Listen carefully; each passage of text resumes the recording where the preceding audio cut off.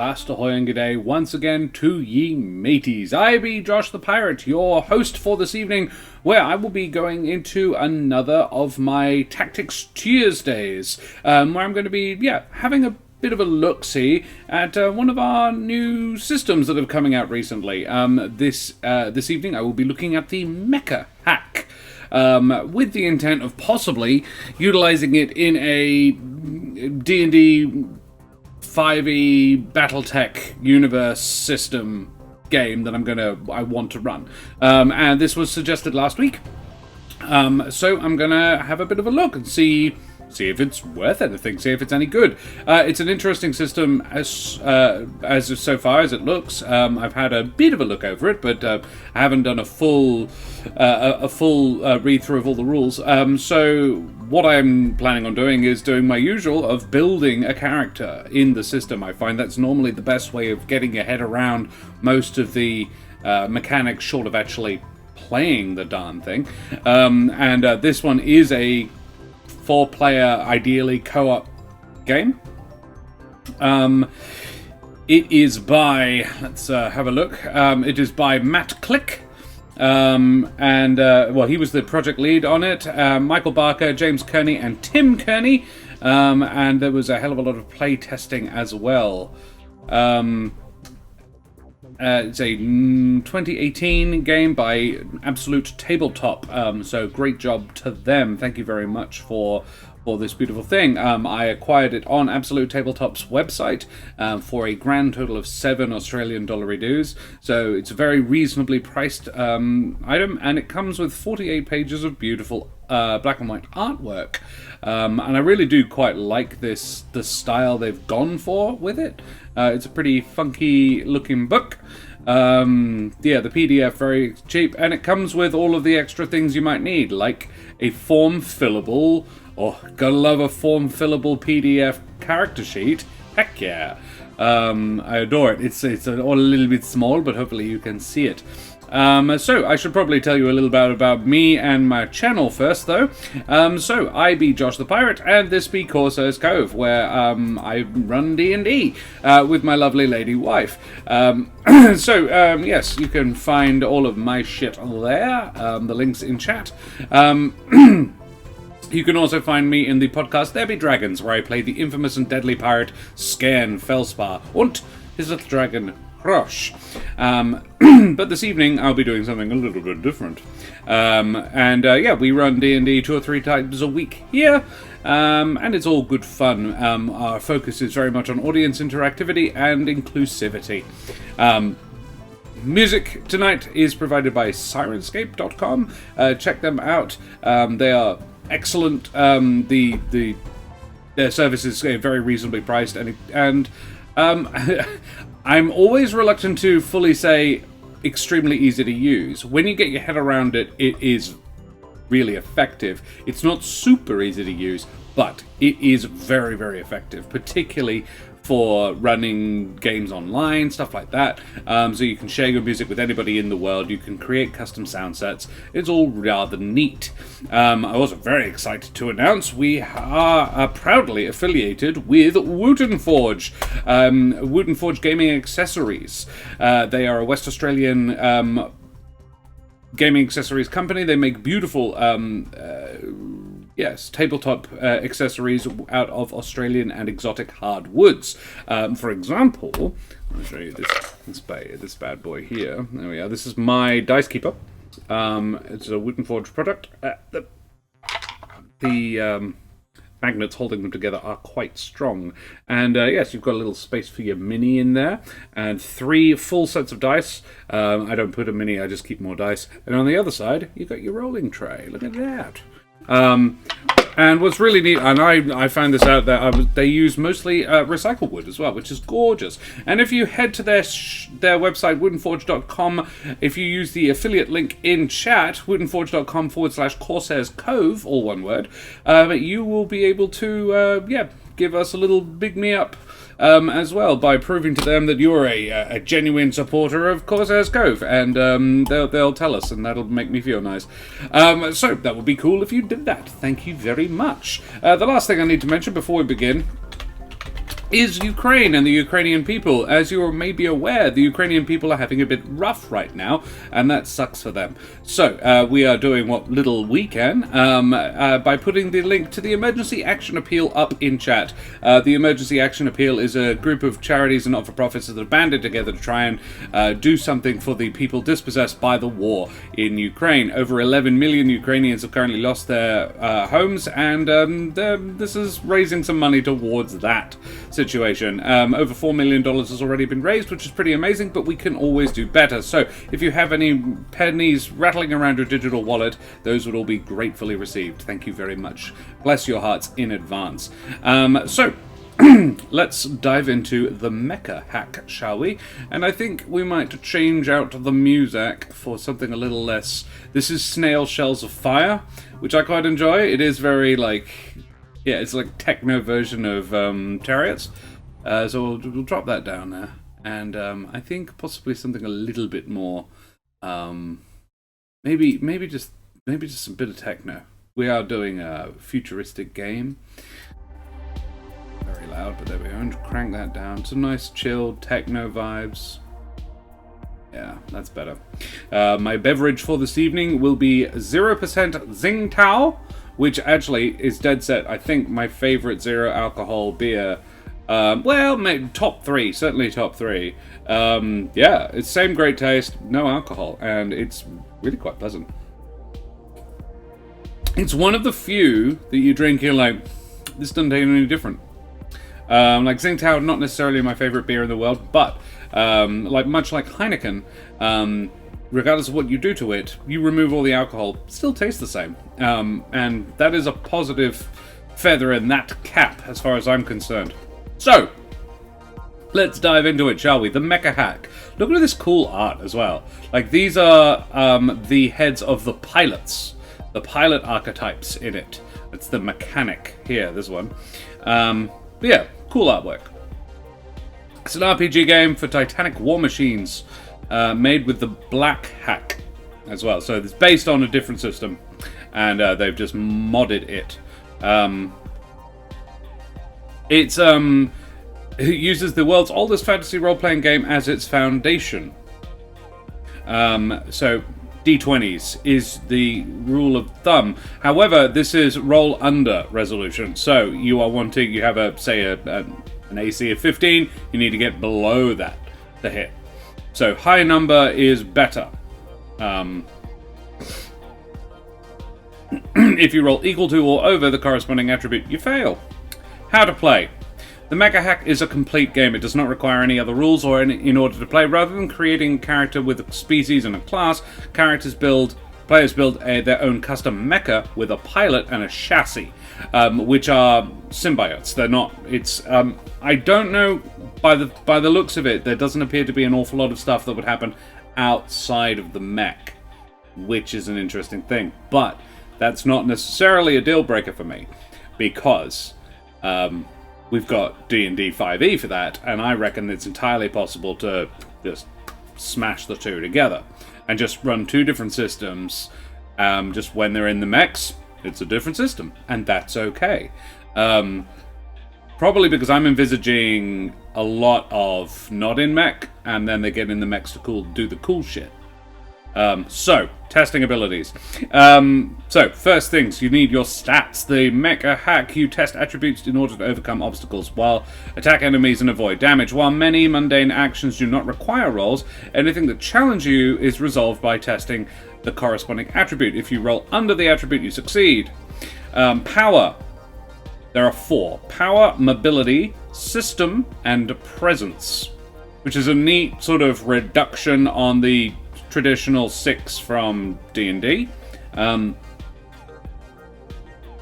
Power is anything, basically it would seem that they have sort of combined, they've basically done what I would have done. They've combined strength and con, they've kept Dex as mobility, system is combination intelligence wisdom, with a bit of wisdom, and charisma is presence.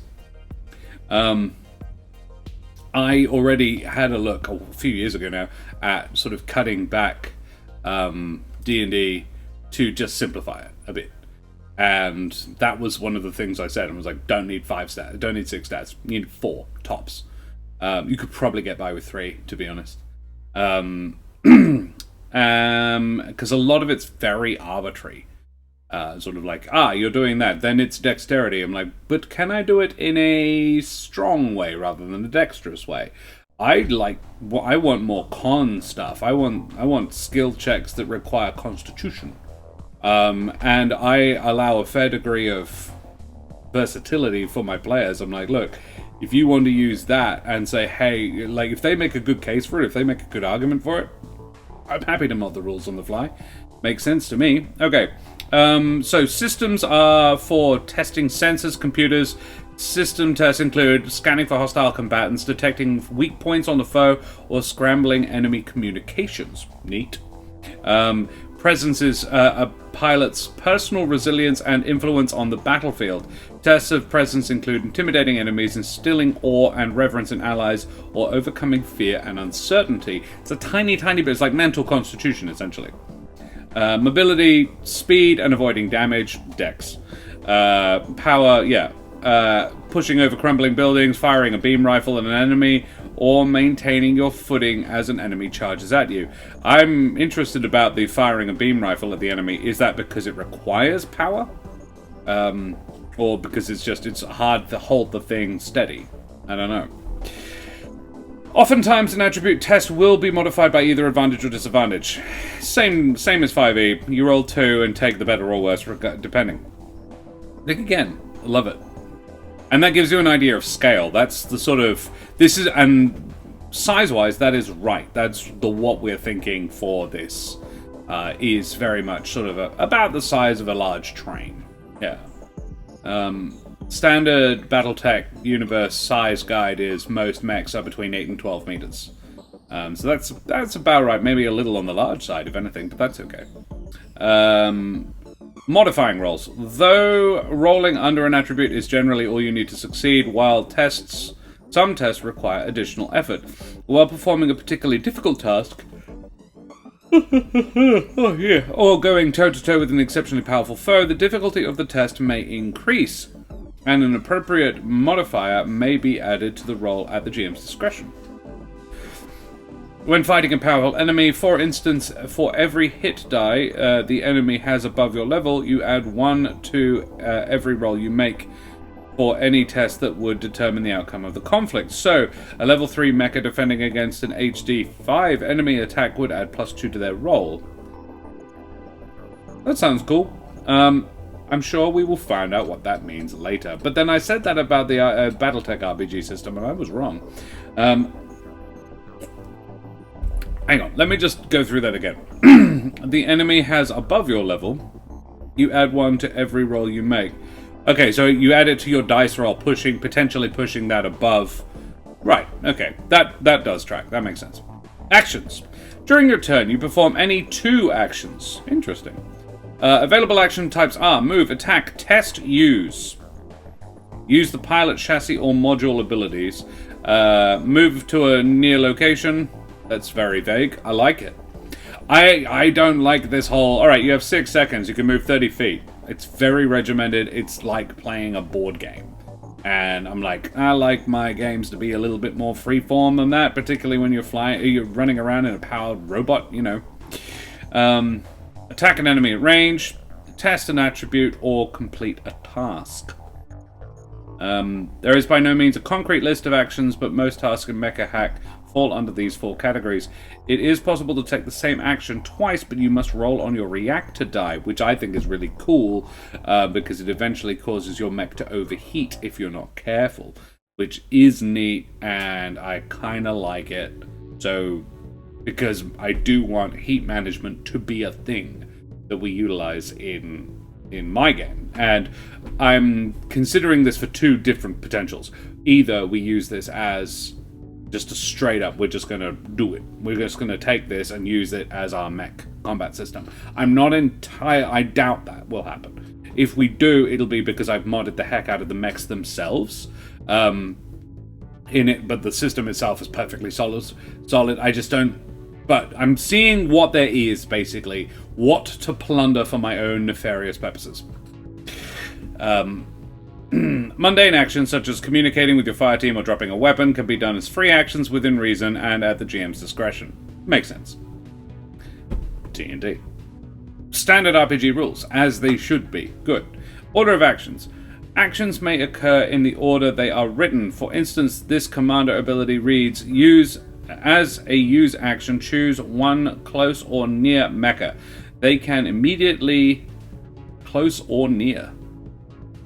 It's very vague. I love it.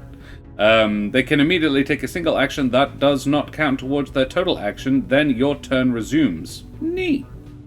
It's cool ability. Using that ability would entail you taking a use action, choosing a single close or near mecha, allowing them to take their action. Okay. Oh, God. I have had a day. Time and turns. There are two types of time tracked in the Mecha Hack: moments and minutes. Interesting. Moments are used during combat and other fast-paced, action-orientated scenes. Okay. Minutes are used when exploring and traveling. Right. Cool. A GM may advance the clock as they see fit, then may also substitute hours for minutes, minutes for hours, days, or even months, depending on what the mission requires. Generally, 1 minute equals 10 moments. 10 to 1. Oh, no worries. Tactical distances. I love it. Here we go. So it is a little bit more specific. Squares. So, range. Close range is 10 meters or 1 square. Sure. Near is 30 meters or 6 squares, which doesn't actually mathematically track. Far is close or near but they are close or near are defined terms. So near is anything under 30 meters. Far is 12 squares or 60, which does mathematically track. This should be 5 meters. And maybe that is a typo because that doesn't, that mathematically is wrong. I would say 5 meters. But it could be based on the fact that everything in this occupies a 10 meter square. Distant plus 3 plus, 90 meters plus, 18 plus. Sure. Everything tracks up. Each square is 5 meters. In everything other than close. There are 4 abstract ranges for measuring distance: close, near, far, and distant. Close locations can be reached without using a move action. You can move to a near location with a single move action. You can use 2 move actions to move somewhere far. Anything beyond far is considered distant and requires 3 or more actions to reach. Fair? I don't mind it. Again, simple, nice. I like it. And the game I want to make, keep it simple, stupid, is one of my guiding motivations, my guiding rule here. Mecha and pilot scale. Okay. So there are 2 different scales as well, because the Mecha Hack uses 2 separate scales for mechas and pilot. If your pilot is outside their mecha chassis, you must use pilot scale to determine distance and size. Fair. In pilot scale, assume all distances and sizes are 1/10 the mecha scale. Okay. Which would mean near is 1 meter. Or close, rather, is 1 meter. Near is 3 meters. Which does track. I think that bends it because, a mech can reach 10 meters without needing to move. That makes sense. Yeah. I don't mind that there is an inconsistency. It does track. I imagine I'm changing my mind. I don't think it is a misprint. Pilots cannot damage mecha, and conversely, mecha weapons immediately kill pilots on a hit. Well, yeah. Pilots would be harder to hit, but yes, alright. So there we have our first departure from what I intend to use this for. Because getting in and out of the mech you're not playing jumpy shooty mech combat for Xbox. What am I thinking of? can't remember. Initiative. When battle breaks out, every mecha involved must roll initiative. Each mecha tests their mobility or system, whichever is higher. Ooh, like that. If they succeed, they take their turn before the enemies. If they fail, they take the turn after the enemies. Both initiative groups, before enemies and after enemies, decide their individual turn order amongst themselves. Oh, okay. Sure. So you've got 4 mechs and 1 enemy. You get 2 passes, 2 fails. The 2 ahead get to choose first. Hit dice. Represent a mech's power level and are determined by their chassis. Every hit dice represents an enemy's power level. Enemy hit dice represent an enemy's power level and determine how much damage they do and how many hit points they have. Okay. Which would also be a very simple level up system. Attacking and defending. When you attack an enemy, you generally test power to determine if you hit. Sure. When you are attacked, you generally test mobility to avoid taking damage. Some module abilities or enemy actions, or the GM's discretion, may create exceptions to these rules. The damage you deal is determined by your chassis, while enemy damage is based on their HD, their hit dice. Yep, sure. To make a melee attack, your target enemy must be at close range. Ranged attacks against close and distant targets have disadvantage. Sure, long range or extremely close range. Yeah, firing a gun is hard. If your mecha is within close range of an enemy and you use a move action to move away, they get an opportunity attack. Sure. Your turn then resumes. The same rule applies to enemies moving out of close range of a mecha, of your player. Hidden mecha and enemies do not provoke opportunity attacks. Sure. Heavy weapons. Larger, more powerful weapons like beam rifles, chain guns, and rocket launchers are considered heavy weapons and require 2 hands to wield. You add 2 to both attacks and damage rolls with heavy weapons. They're more difficult to aim but deal more damage. Sure. So they're harder to use. Okay. Unarmed damage. When you attack without a weapon or attempt to use improvised weapons or maneuvers, you deal 1 damage die lower than your standard damage die. For instance, a mecha with a damage die of 6 would instead deal d4 damage on unarmed and improvised attacks. Fine. Critical damage. However, the lower your d20 roll, the better. If you roll a 1 on an attack roll, it's a critical success. And you would double the damage rolled. Likewise, if you roll a 20 when avoiding an attack, it's a critical failure, and you take double damage and must roll your reactor die. Oh dear, okay. Crit fail is important. Pardon me. While in cover, you have advantage on mobility tests made to avoid ranged attacks. Okay. That tracks. Makes sense. The Crazy Willy! Hello there, my friend. How are you? I am having a look at a new system. This is for potential use as a substitute for a decent RPG system for the Battletech universe. I am looking at the Mecha Hack, which is a RPG system for mech combat. Very well. Good to hear. I'm glad. Thank you for joining us last night. You were entertaining in chat. So what I normally do when I do these Tactics Tuesdays is I take a look at the system, I go through the rules, and then I build a character based on what I figure works, and see how that all works and comes together. So yeah, check out the artwork on this as well. That's a mech.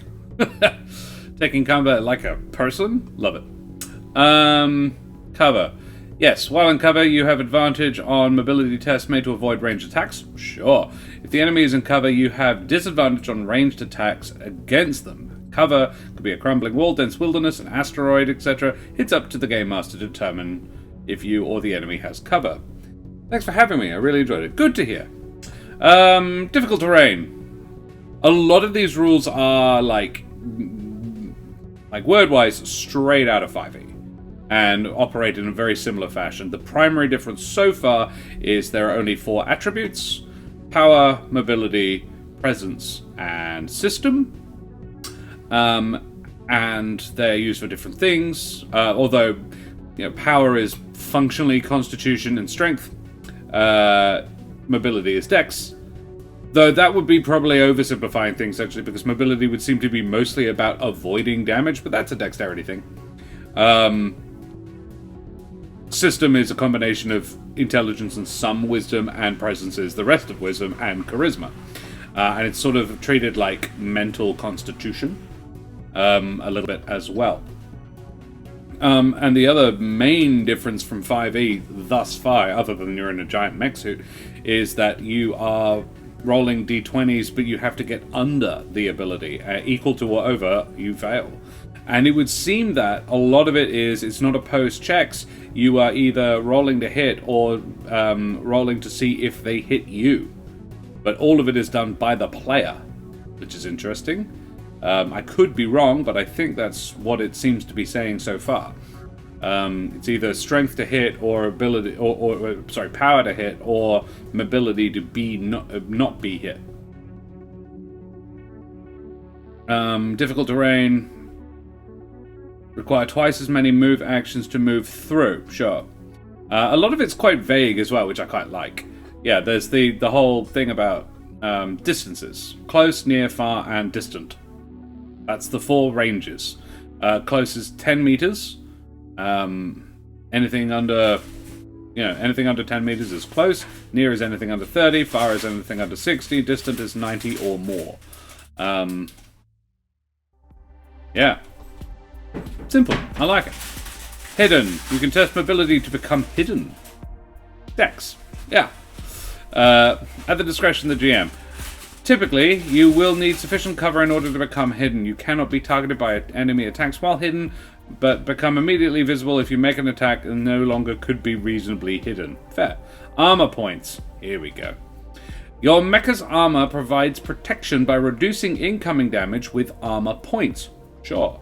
Each type of armor, light or heavy, provides armor points. When you're dealt damage, you can choose to spend a number of your remaining armor points to reduce the damage by an equal amount. Once the points are used to reduce damage, you must complete a rest to regain them, or repair your mechs. If you have no armor points left, you take damage as normal. Sure. I love it. It's like steaming. It's cool. Love it. Reactor die. The reactor is the heart of your mecha, and the abilities rely on its energy. Your mecha chassis has a reactor die type associated with it. When you take the same action twice in one turn, use certain chassis or module abilities, or take damage from a critical hit, you must roll reactor die. On a roll of 1 or 2 on a d20. So your reactor die is downgraded to the next lowest die in the following chain. And you could start with a d20. Let's just find out. Let's zip to the... Choose a chassis.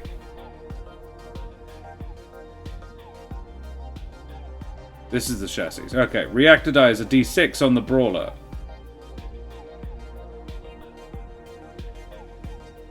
Got d6, got a d8 damage die, and a d8 hit die. Okay. How about the scout? d6 reactor die, d8, and d6 damage die, d6 hit die. Okay. Yeah, d6 is d8s. How about the titan? d6. It's reactor shit. Okay. So that's not actually that great. Striker and the tank are fairly durable. The brawler, rather. But even they have only a d8 on their reactor. That's not a lot. I mean, it's a fair amount. You have to fail 2 or 3 times. 3 unlucky rolls, 3 rolls of 1 or 2, and you'll be down to a d4. And if you have a 1 or 2 on a d4, your mech becomes overheated, remains a d4 until you complete a rest. Overheated mecha. An overheated mecha cannot take actions and has disadvantage on all tests. You skip your next turn to expel heat and cool off, and lose the overheated condition at the start of the following turn. However, you are still on a d4 for your for your reactor. Yeah. Disabled mecha. When you're reduced to 0 HP, your mecha becomes disabled. A disabled mecha cannot take actions until repaired and automatically fails all tests. Additionally, When you become disabled, you must roll on the disabled mecha table to see what happens. Effects last until you complete a long rest. All of these terms. Again, long rest, 5e, sure. Your senses are fried. You have disadvantage on system checks.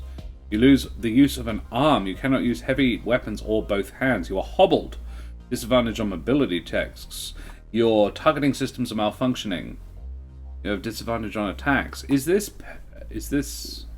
It's destroyed in the pilot. Ejects. You take permanent damage. Remove one module. It's destroyed. You're severely damaged. You have disadvantage on all tests. Comm systems are down. You cannot communicate. Additionally, when you become disabled, you must roll on the disabled mecha table and see what occurs.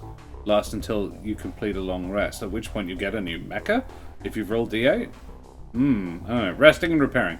You cannot gain more hit points than your maximum, and can never be reduced below 0 hit points. If you regain hit points while disabled, you are no longer considered disabled. Sure. A short rest, considered an hour or more,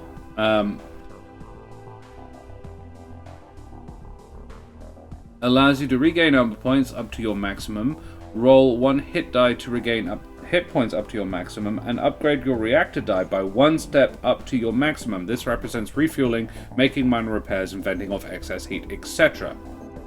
Sure. A long rest, considered 8 or more hours, allows you to regain hit points up to your maximum and restore your reactor die to maximum. This represents making major repairs or modifications to your mecha and sleeping for a few hours. You can only gain the benefits of a long rest once per day. Sure. Gaming levels. You can improve your mecha by defeating enemies and overcoming obstacles. For every significant milestone reached, you gain 1 level. This is mostly left to the GM's discretion. When you level up, your maximum hit points increase by rolling your mecha's hit die. So, you also roll a d20 for each attribute. If the result is higher than the attribute's current value, the attribute increases by 1. Ooh! I like that. You know I do. At levels 3, 6, 9, and 9, you also get to choose a new module for your mecha. The maximum level for a mecha is 10. Okay. I have no major issue with any of that. Create your pilot and mecha. Follow these steps. Roll your attributes. Okay. Get my box of dice out, my beautiful wooden forged dice box. Spruik. Okay. Roll your attributes. Attributes in the Mecha Hack are generated by rolling 3d6 down the line in the following order: power, mobility, system, presence. Okay. So, be honest. So we were rolling for power. If you roll a 15 or higher on any one attribute, you must roll the next attribute with 2d6 plus 3 instead of 3d6.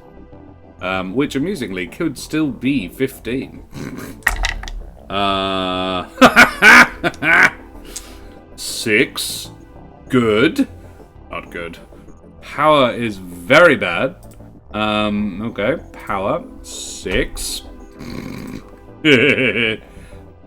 This is going well. Oh, that's a little better. My mobility, on the other hand, is 2 4s and a 5. So that's 13 for my mobility. Okay. I wouldn't mind rolling a 15 here. That'd be great. There's one. That is 16. For my system. Nice. Alright, now I have to roll 2d6 plus 3. Big money, no whammies. Ooh, that's actually not bad. That's 10. 6 and a 1. For a grand total of 10. Out of curiosity. I rolled a 4. Never mind. Okay, so 2 pretty decent stats. 1 okay one, and a really shit one. So... I feel like of all the things you want your mech to be good at, shooting is definitely one of them, right? So here's the thing. Once all the attributes are generated, you may swap 2. So I'm definitely swapping power, and I'm feeling I'm probably going to swap it with presence. Swap the 2 shittest ones, because I don't want to be bad at system.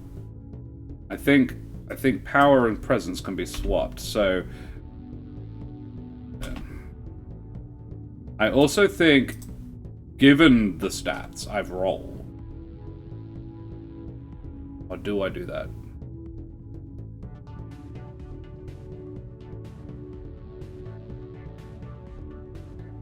I could have 16 power and be really good at shooting.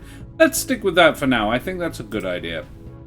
I'm feeling like this is going to wind up being more of a scout mech. Okay, choose a pilot. There are 4 unique pilot archetypes in the Mecha Hack: Commander, Engineer, Maverick, and Quipster. Quipster. I love a Quipster. Alright. Alright, let's have a look at the pilots. We have Commander. Commanders are natural-born leaders and skilled technicians. They represent the heart and soul of a fire team and lead their allies to victory against all odds. Commanders add +2 to power and +1 to presence. That could be useful because my power and presence are both shit. So he's not a very good commander. The thing is, I also feel like all of his abilities would be related to that. So, battle tactics. As a use action, choose one close or near mecha. They can immediately take a single move or attack action that does not count towards their total actions. Then your turn resumes. I like that. You know I do. Engineer. Engineers gain 2 to system and 1 to mobility. Both of those are very, very good already. I have 1... that would make my system 18, which is nuts. And my mobility 14, which is also bloody good. Quick fix. As a use action, reduce your AP by 1 and restore 2 HP to a close mecha. Alright, Maverick. Maverick adds 2 to mobility and 1 to power. Reckless attack. When you make a successful attack, you can choose to reduce your AP by 2 to roll 1 additional damage die. Oh, wow, okay. Ace pilots with unmatched skill and hard-to-shake trouble-making streaks. They excel in combat where their reckless nature can be a boon to their fire team. And the Quipster. At first glance, the Quipster's nonchalant demeanor might mark them as the weak link of a fire team, but their jovial nature belies a deep, heartfelt magnitude that can boost morale for their fire team and ensure victory. Quipsters add +2 to presence and 1 to system. Inspiring speech. As a use action, you can choose a close or near mecha. They can choose to gain advantage on a single test made before the start of their next turn. Ah, it's a bard. Okay. Alright. I think, given my stats, I will go Commander to buff my 2 shitter stats. Cranking my power to 12, which is actually not bad now. That's into the realms of quite good. No, 7 to presence, which is actually fine. Alright, now we need to choose a chassis. There are 4 mecha chassis: Brawler, Scout, Striker, and Titan. Your chassis determines your damage die, hit die, react die, and weapon and armor proficiencies. So it's sort of a combination. You choose 2, you can mix and match. That's cool. I like that because it's not like choosing, it's like, it feels like choosing a class in a race, and it sort of is, but it's more like choosing 2 halves of a class in this instance. So you get a lot of different combinations, though nowhere near obviously as many as 5e. Though I do know that they have released an expansion for it, which is loads more chassis, loads more archetypes, and loads more enemies as well. The back half of this book is just all like the enemies. It actually reads a lot more like it's trying to be Pacific Rim. There's a lot of kaiju and monsters. Actually, the word kaiju is used several times to describe some of them. So, Brawler, Scout, Striker, or Titan. Let's zip through them and see what we want. I think I might be feeling a Scout or maybe a Striker. The Brawler's chassis excels at closing the distance on the battlefield and dishing out damage up close. It is designed to outlast opponents in close quarters combat. Weapons and armor, all weapons, and shields. Dope. Yeah, it's the fighter. Leveling up.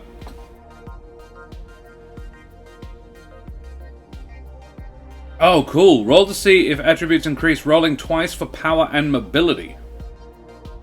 Sick. Starting equipment. Comlink, laser axe, submachine gun, shield, light armor.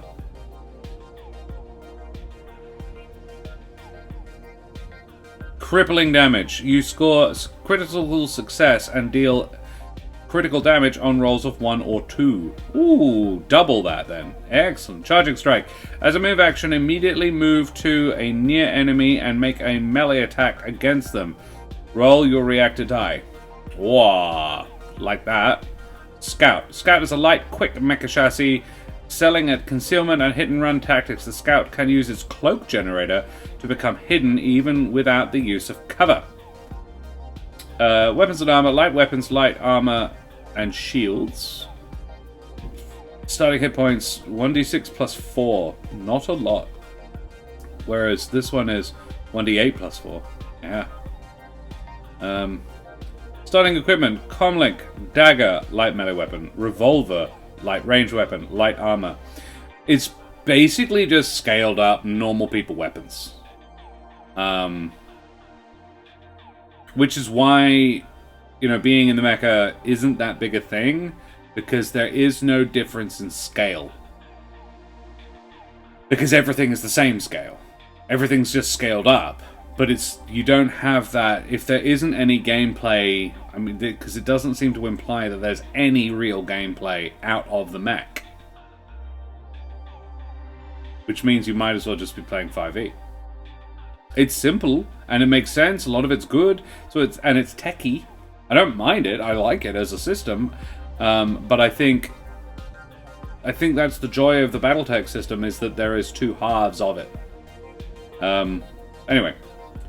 Ambush. You have advantage on attacks made while hidden and deal an extra 1d6 as a rogue. Okay, sure.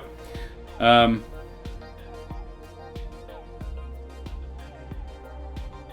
Cloaking Field. Use action, activate your Cloaking Field to become hidden. Roll your reactor die. Oh, okay. Sure. Striker. Striker's a well-rounded, balanced mecha chassis and excels in both combat and utility. Its reactor has the greatest capacity of all 4 chassis and has the unique ability of restoring the reactor energy of its allies. Ooh! Wait, do all the others have a d6? Yeah, they do. Okay.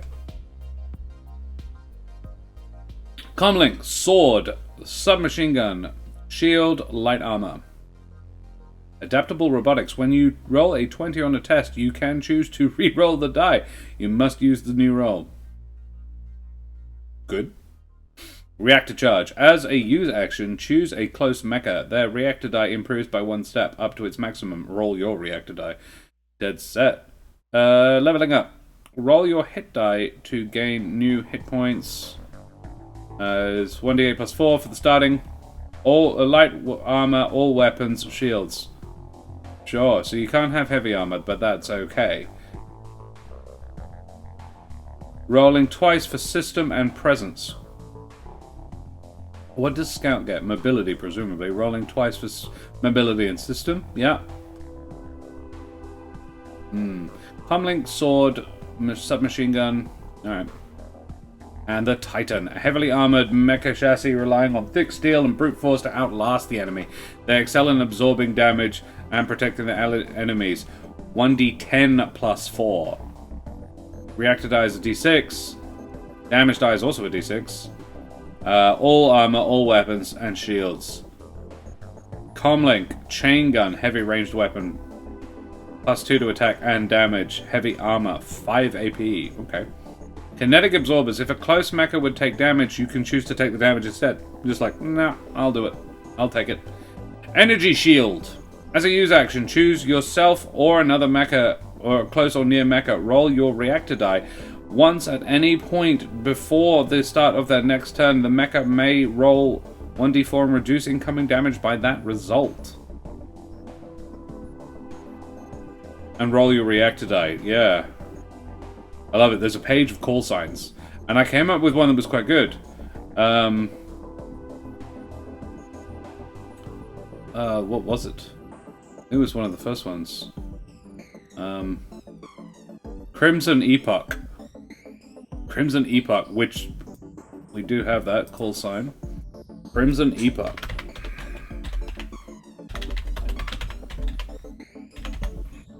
That's cool. I think Striker. System and presence is not the ones I want, but I reckon... I mean, heck, it makes me really good at system, and it'll be quite good at presence. And look, the others can upgrade as well. The thing is, presence will upgrade almost every time, because you'll be rolling a d20. I just got an 8, which means to get above, you only have to get above 7, so I just got an 8, which means it'll level up, and I would roll it twice. I got a 7 and an 8, but I got an 8, so I would upgrade it. First level, I'd upgrade presence by 1, which is neat. I think that's a really cool level up system. I do like that. Not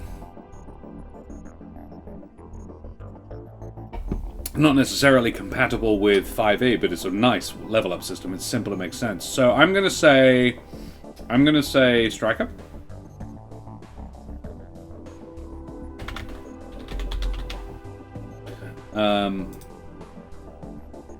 Starting hit points, a d8.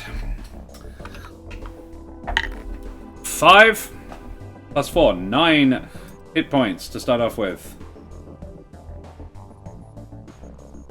I have 9 and 9. Okay. 9 of a total 9. He is a commander. Is level 1. Pilot record. Ah yes, modules, notes, equipment, hit die. The hit die is a d8. Yeah, damage die, hit die, and reactor die, they're all d8s. D8. And a d8. Chassis abilities. So, chassis ability have adaptable robotics and reactor charge. Adaptable robotics and reactor charge. Okay. On foot skills. Oh. Athletics, combat, acrobatics, stealth, espionage, coax, intrigue, and intellect. I imagine we'll get that. Alright, so we've just selected Striker. Cranky, cranky, cranky, cranky, cranky, cranky. Choose a pilot. Choose a module. Ah, choose your call sign. Choose a chassis.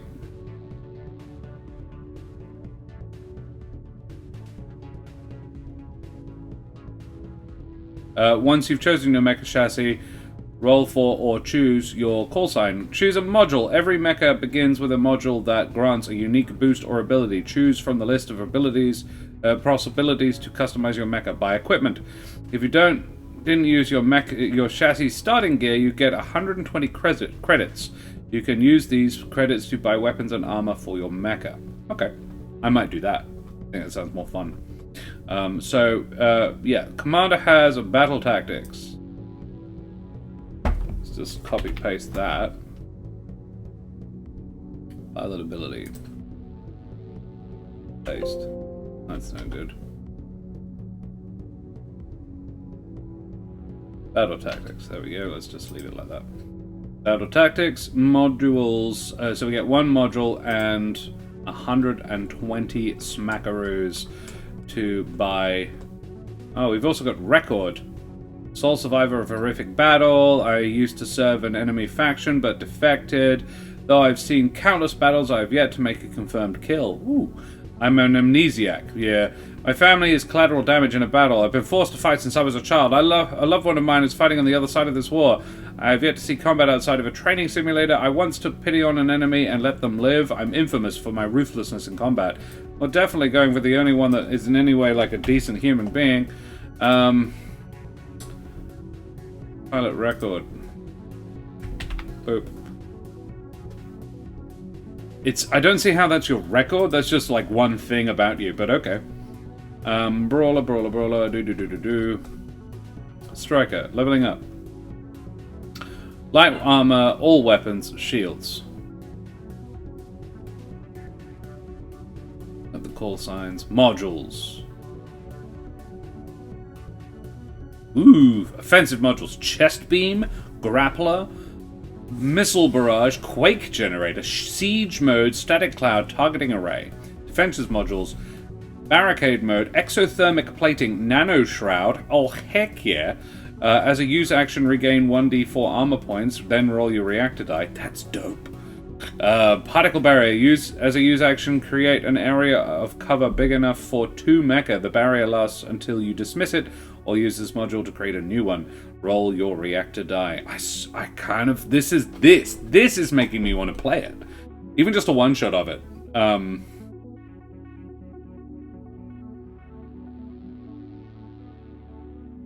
As a use action, enter barricade mode, roll your reactor die. You reduce incoming damage by half and provide cover to yourself and close mecha, but have disadvantage on mobility tests and cannot move until you take a use action to exit barricade mode. Okay. Retractable shield. You can wield a shield that doesn't require hands to use. More like that. I like that a lot. Utility modules. Jump jets. Rocket fist. You roll your standard damage die for unarmed and improvised attacks. Rocket fists. Sentry turret. So use action, drop an immobile sentry turret. Roll your reactor die on your turn. As a use action, test power to deal 1d6 damage to an enemy within close or near range of the sentry turret. If you roll a 1 or 2 on the damage side, the sentry runs out of ammo after it deals the damage. Okay, interesting. Shoulder hard point. You can mount a ranged weapon on your shoulder that doesn't require hands to use. That. Vehicle mode. You can transform. Increase your reactor die by 1 die type, super reactor. Vehicle mode. As a use action, enter vehicle mode. Roll your reactor die. You ignore difficult terrain, have advantage on mobility tests, and reduce all movement by 1 action. You cannot attack until you use an action to exit vehicle mode. Hilarious. Shoulder hardpoint is probably what I'm going to go with. Boost to sprint. Move twice with a single move action, then roll the reactor die. That's the thing. I am very aware of the reactor die. Quake generator, missile barrage as an attack action, test power. If you succeed, deal 4d4 damage divided as you choose between enemies at near or far range. Then roll your reactor die. It's cool. Chest beam. This could work because one of the things I would really want to do is have loads of guns. Like the defining characteristic of a lot of bigger mechs in Mech Warrior and the Battletech universe is that, like, for example, the Warhammer has more weapon systems that can actually be attributed to the buttons for an Xbox controller. So you actually have to group them together. It has 2 PPCs, 2 medium lasers, 2 small lasers, a missile system, and a pair of machine guns. And you normally pair the lasers, the PPCs. The small lasers get paired with the machine guns, so all 4 systems fire at a single pull of a trigger, and then the missiles fire separately. So that's like 9 weapon systems, and you've only got 4 buttons.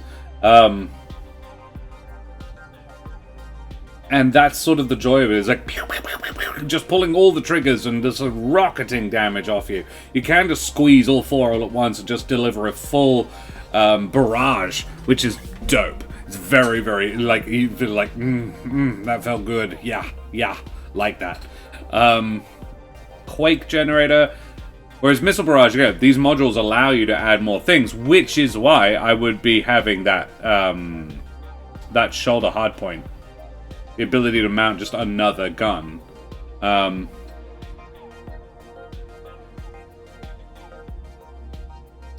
thing is, you have to use an action to attack. And you can't do the same action twice. You can move and attack, but if you do the same... Well, you can do the same action twice, but if you do, you have to roll your reactor die, which is a 1 in 8. With a striker, it's a 1 in 8 of overheating. Which totally tracks logically. Makes total sense. I'm going to crank it up a bit and find unarmed damage, heavy weapons, opportunity attack, critical, initiative, scale, actions. Attack an enemy in range.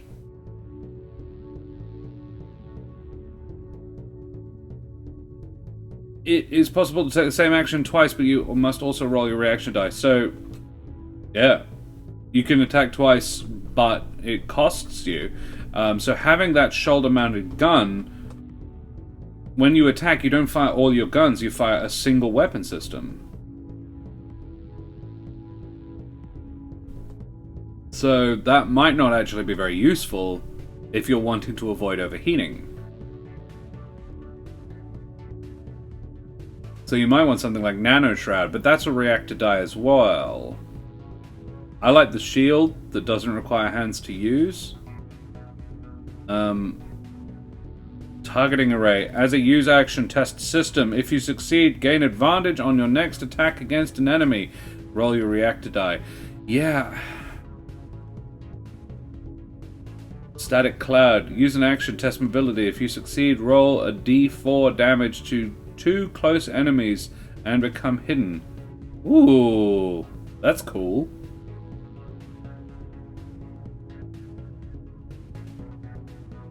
When you are dealt damage by a ranged attack, you can choose to deal 1d6 damage to that enemy. Reflective shielding. That's cool. As a use action, create an area of cover big enough. Yep, we know that one. Utility modules, jump jets. Roll your reactor die. Rocket fists. As a move action, you can instantly go to a far location without provoking opportunity attacks and ignoring difficult terrain. Could get you out of a nasty situation. Jump jets. Sentry turret is also neat.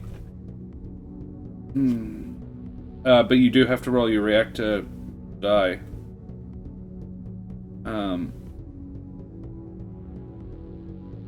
Let's scroll down and see about weapons. Weapon qualities. Some weapons have additional benefits. Comlink, light melee weapon, one-handed. Light heavy melee weapon, two-handed. Yep. Okay, light armor, +3 to armor points.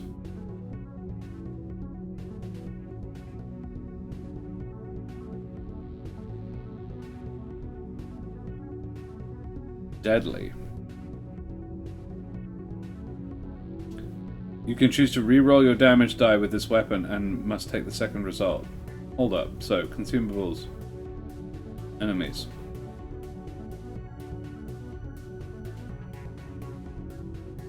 Comlink. Communicate with fireteam and other allies. Shield.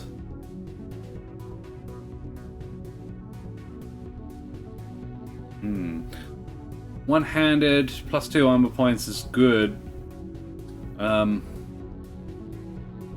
Light melee weapon.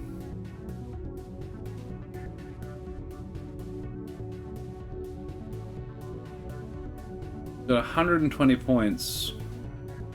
40 of it goes on light armor. 10 goes on a comlink. I mean, what is the use of this? Arc. Plasma. Weapons damage cannot be reduced by armor or shields. Oh, wow. Quick! Light only. You deal unarmed damage with this weapon, but can make 2 attacks with it while using a single attack action. That's cool.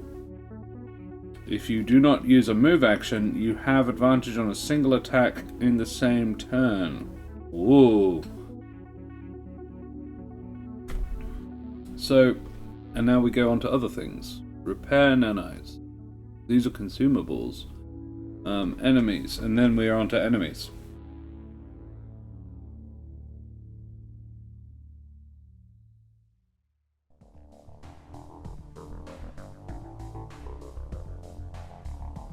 Yeah, it doesn't really give you very much in the terms of...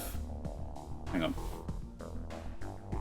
So, weapons and armor on the Mecha Hack are handled abstractly and narratively. A light-ranged weapon, for instance, could be any number of things, from a revolver to a submachine gun, but mechanically they all work the same. Similarly, an armor could represent thick steel plates, a reflective coating of alien metal, or energy shields. Light and heavy weapons include things like beams, swords, laser rifles, revolvers, submachine guns. Light weapons can be included with wielded with one hand. Heavy weapons include things like plasma polearms, beam rifles, rocket launchers. They add 2 to their attack and damage rolls and require 2 hands to wield. While wielding a weapon you are proficient with, you are not proficient with, you have disadvantage on all attack rolls with that weapon. Yeah, not ideal. If your mecha is outfitted with armor you are not proficient with, you have disadvantage on all tests made to avoid damage whilst wearing that armor. Sure. Weapon qualities. These are represented by weapon qualities. It's rare to start out with a weapon upgraded by any quality, but they can often be scavenged from fallen enemies or created with enough time and resources. Sure. So the weapon qualities, you can add stuff to them. Okay, so we don't get any of that for the meow. So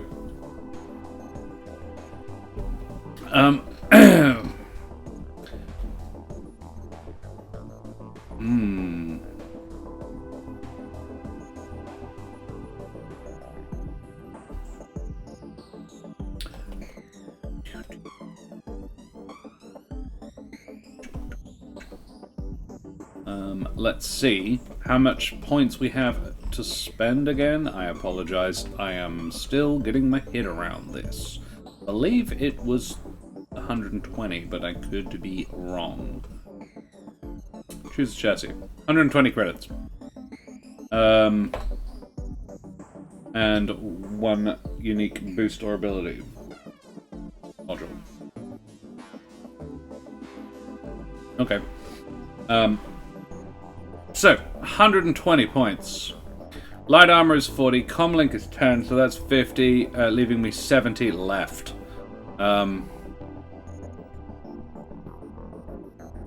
And 60 gets you a light melee weapon and a light ranged weapon. And that's all you get.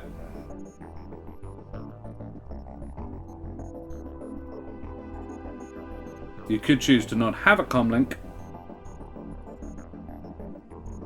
but it feels stupid to not.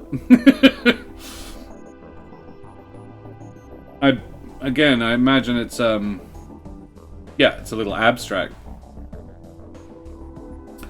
So if you don't have a comlink, you can't communicate with your team. Other than with like hand gestures and such from your actual mech. You kind of have to. But yeah, you don't get enough points for a shield. What does the striker come with?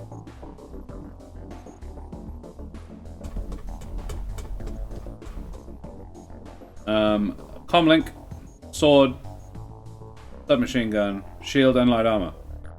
Those are all the things I'd have anyway. All weapons. Basically, it gives you the option you can get a big, heavy weapon instead. Because all of that adds quite a bit, and it's more expensive than just 120 points. I think it's 125 points. But that's fine, so we'll add that. Starting equipment. Light armor, so total we have 5 AP right now. But here's the trick. We have a shield, a sword, and a gun. It means we can either have a shoulder hardpoint, or we are not allowed to use our gun and our shield at the same time. Presumably.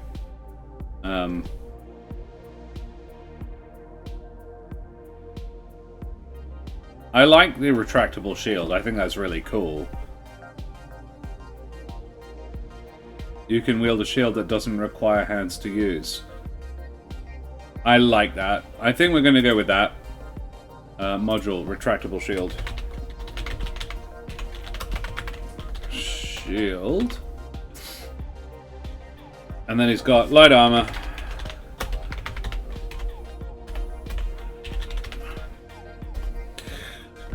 Sword. Light melee weapon.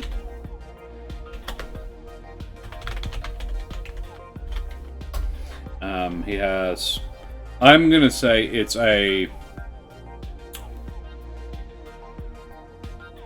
I'm gonna call it a medium laser.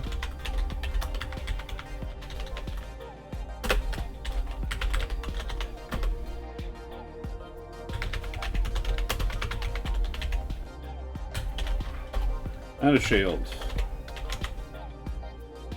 And a comlink. And it would seem that that's almost it. On foot skills. We haven't gotten to that. You can also buy consumables. But they're all very expensive. Then we get enemies. Enemy stat blocks. So, that's basically it for the actual thing. I imagine you can become proficient with athletics, which would give you advantage, one would guess. But like athletics and combat are power when you're on foot. So it does carry like an additional bit of RP for when you're not in the mecha, but it's really not about that. Which is fine. Zeta points. Don't know what that is. It's copyright 2021 Absolute Tabletop, which is after a few upgrades, so I imagine there's more to it. Yeah, 5 armor points and 9 hit points. Alright, so we'll have a look at these enemy stat blocks to see how it would work against you. Enemy damage and HP. Enemy HD 1, it has 1d4 damage, and it has a max HP of 8. Okay. So, a jump pod, for example, has HD 1. Bipedal mecha with guided missiles and powerful limbs for hopping, which would be that boy. Beam spitters leap, can reach far locations in a single move. Mobility 1 close or near target, 1d4 damage. Ooh, beam spitters. Guided rocket pods. Attack, it's a recharge 5 or 6 system. 2 near targets, 1d6 damage. Ooh, love it. And you are using your mobility to dodge that damage. Kaiju spawnling, fledgling alien monstrosity. See what I mean about kaiju. Newly hatched and ravenously hungry. Acidic blood. Dealing 1 damage to close enemies after taking damage. Oh, that's neat. Rending claws. It's an attack. Mobility, 1 close target. You would use your mobility to avoid it? Or their attack has to beat your mobility. Laborbot, heavy constructed mecha with fading paint and rusting joints. Then we go to the level 2, anti-mecha hover tank. Let's crank through these. These seems reasonably sensible. And see if there's anything else. Rogue Commander. Game Master Tools. Alright, Mission Generator. Mission Openers. Mission Hazards. Mission Complications. Loot. Frag Grenade. Heavy Weapon. Sensor Jammer Shield. Ooh, okay. One-Shot Module. Boost Kit. Rerouting Power. Environmental Hazards. Skill Challenges. Skill challenges require multiple tests to complete, typically 3 to 5 successful tests before an equal number of failed tests are accrued. Critical successes, natural ones, count as 2. Boss fights, collateral damage, pilot missions, and downtime. Mecha Hack focuses on giant robots, but that doesn't mean the struggles of the pilots inside are any less important. Many mecha properties place great importance on the characters inside the mecha, and for GMs and players wishing to capture that feel, consider the following. While bearing in mind the rules of the pilot and mecha scales, pilot and mecha share attributes. Power can be used to attack and overcome, ability can sneak and dodge, system blah blah blah. Pilots can undertake missions of their own sans mecha chassis and face all new challenges unaided by their titanic war machines. Weapons use the same damage dice, albeit at a pilot scale. McBluff! Hey, good to see you. Thanks very much. Say howdy. Yes, hope you're doing well. I am McBluff, and all the better for seeing you. Good to see you. Thanks very much for joining me. Yeah, I am going through the game Mecha Hack. The Mecha Hack. It's pretty neat. I like it. Not unusually for Tactics Tuesday, I am left wanting to play it. May have to do I think after I've done this run of Tactics Tuesdays and I go through about a dozen or so RPG systems that I want to try out, then I need to do a second run of Tactics Tuesday where I actually just run a game with some people. Would be fun. Glad I could stop by. And ooh, are you enjoying going through? I am. Yeah, it's a really interesting thing. Yeah, it's very scaled down, but neat. I think it's been neatly done. Mecha crews, rather than a single pilot per mecha, you can opt to run a super robot team with 2 or more pilots to a chassis. When running a game with multiple pilots commanding the mecha, the following additional rules apply. A mecha with multiple pilots gets the attribute bonuses of each pilot and access to the abilities of each pilot. A mecha can take action plus as many actions per moment as it has pilots. Ooh, okay. Yes. So, in a round in combat... Glad to hear it, thank you. So in a round in combat, if you've got 2 pilots, you basically get an extra go. If you're using the Pacific Rim mythos, where you need 2 pilots to operate one, that would be as standard. Which also tracks. That's kind of what I like about it the most, actually. Everything makes sense. There's some very logical choices have been made, and I like them. If there are multiple players commanding the mecha, they must strategize together to plan their actions. When the pilot's actions lead to tests or reactor die rolls, that pilot's player should make the roll. If it's nebulous, the commander should take the roll. Sure. During downtime between missions, pilots can make modifications to their mecha. How involved or complex is up to the game master. GMs can allow pilots to swap out modules with a week of downtime and with the necessary resources to do so. Pilots can also attempt to scavenge or craft new weapons using the weapon qualities table in the equipment section as inspiration. Cool. Lodestar Alpha. While Mecha Hack is completely setting agnostic, can be utilized to tell stories of all kinds against a variety of backdrops, you can opt to use the pre-built science fiction setting of Lodestar Alpha to easily drop into a one-shot game or campaign. Pair this lore with the role tables found in the Game Master tools to easily create a multitude of sessions. Cool. So all of this is, yeah, lore. Ooh. The following text is property of the Wizards of the Coast, Inc. and copyright of 2020, copyright 2000 of Wizards of the Coast. Basically, I imagine this is just copyright, product liability, that sort of thing. The Mecha Hack. Call sign.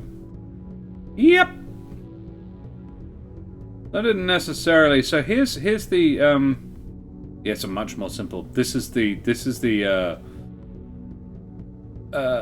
character sheet that comes with the book. Ours is a little bit more fancy, but it's all filled in with the exception of these boys, which don't necessarily need to be filled in. Yeah, I don't mind it. I think it's pretty good. If I have a single issue with it, it's that it's a little bit all on one level. But again, you are starting out. This is like early game. So I don't mind it too much. And as you get better, you get bigger, you get tankier, you can add more weapon systems. I would probably say that there was a lot more weapon systems on initially, and if I was going to utilize it in full to do Battletech, I would probably just add more dice. Add more hit points, add more armor points. I would also increase the reactor power. But I think the reactor power is a really good system, and something I may well borrow for overheating rules. Yeah. Cool. Alright. Well, yeah. That's Mecha Hack. I'm a little iffy on who rolls the die for dodging damage. But I don't think I'm going to find the answers. Environmental hazards, rerouting power. If any mecha properties, the last-ditch effort action sometimes means the difference between victory and defeat. Optionally, you can allow your players to reroute power when disabled. To attempt to reroute power, a player may roll their react die while disabled. On the result of the highest number of this die, they can take a single action. After this action, they immediately become disabled again and cannot reroute power again until they've completed a long rest. That's cool. I like that idea. That's a neat little thing. Yeah. Game Master Tools. It's 48 pages of useful stuff as well. Kaiju Obliterator. Acidic Blood. Deal 4 damage to close enemies after taking damage. Mobility. 2d12 damage. Rending Claws. Yeah. Rending Claws is a term from 40k. And you can level up a lot. Saber!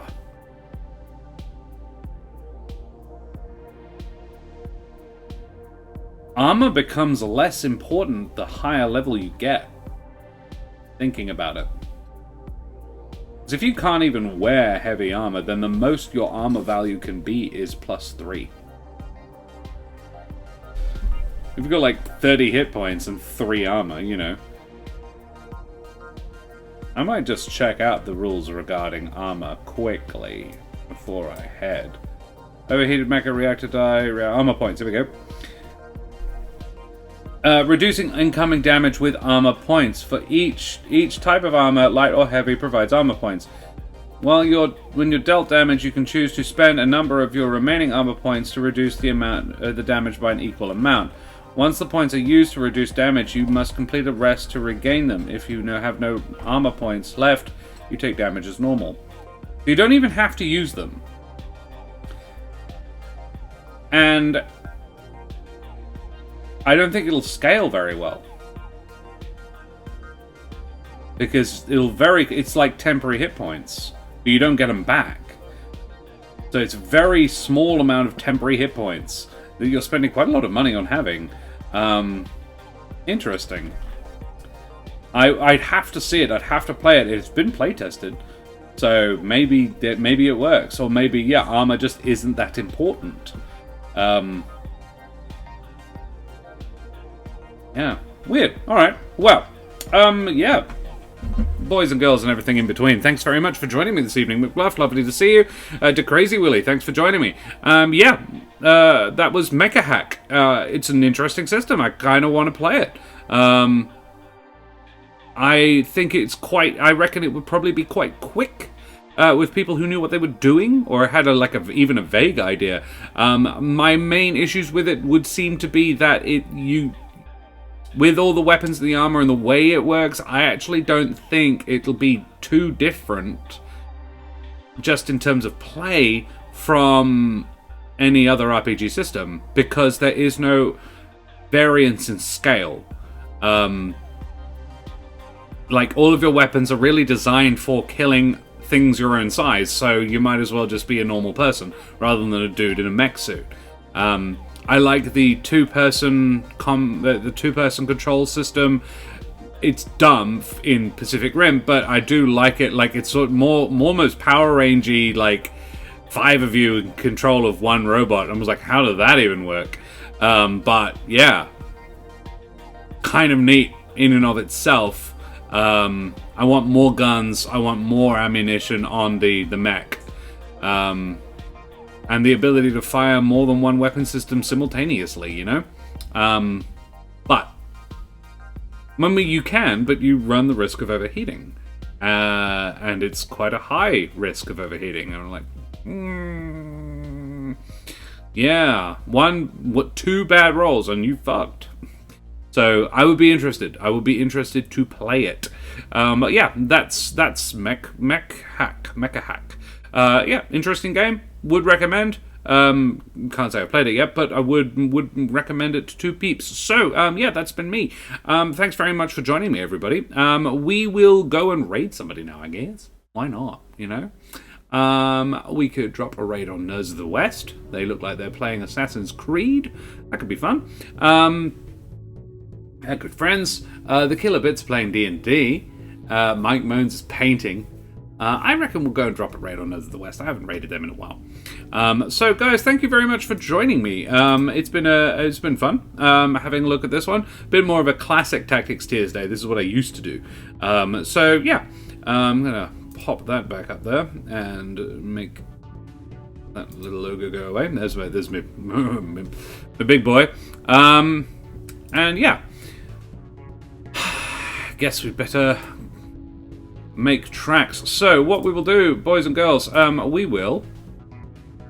No, there we go.